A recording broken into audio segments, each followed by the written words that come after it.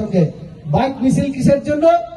এলাকায় শান্তি উন্নতির জন্য, এলাকার মানুষকে, এই এলাকায় বিভিন্ন নেশাগ্রস্ত অবস্থায় আমাদের যুবকরা, আমি নিজেও সেখানে একটা সেন্টার আমি ভিজিট করেছিলাম, যারা নেশাগ্রস্ত হয়ে তাদেরকে রিহ্যাবিলিটেট করার জন্য সেন্টার খোলা আছে।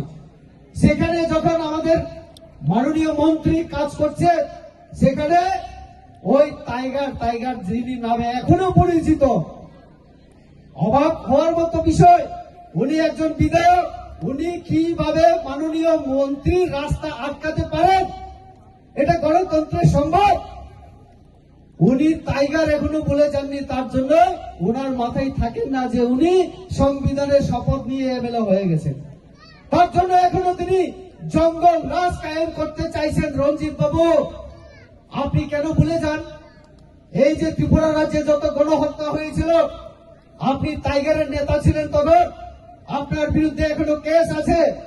আপনি এখনো আত্মসমর্পণ না করে কিভাবে এমএলএ হয়ে গেছেন, আপনি ভুলে যাবেন না।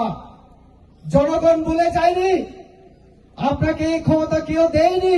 একজন মন্ত্রীর রাস্তা বন্ধ করে আপনি ওনার সঙ্গে তর্ক করবেন।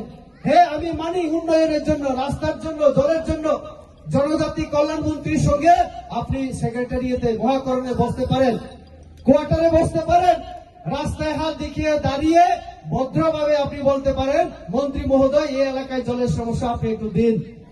এটা আমরা মানতে পারি। কিন্তু রঞ্জিত বাবু এখনো মনে করেন উনি এখনো টাইগার নেতা। ভাই, এটা গণতন্ত্র, আপনাদের রাজতন্ত্র না, আর সেই জঙ্গল রাজু না। মনে রাখবেন, আপনারা তো বলেছেন एडीसी में घुसने नहीं दूंगा, যতবার বলবেন যে এডিসি में घुसने नहीं दूंगा, আমরা ততই আমরা কিন্তু প্রবেশ করবো এডিসিতে। কারণ আমি রেবতী ত্রিপুরা, আমি এডিসির মানুষ, আমাকে আপনি তাড়াতে পারবেন না।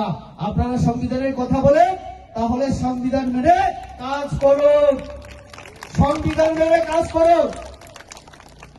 বলে 5 বছর পরে কিছু যখন করা যাচ্ছে না, এখন আমাদের প্রদ্যুৎ বাবু নতুন নতুন কৌশল নিয়ে চলছেন, বলছেন যে এখন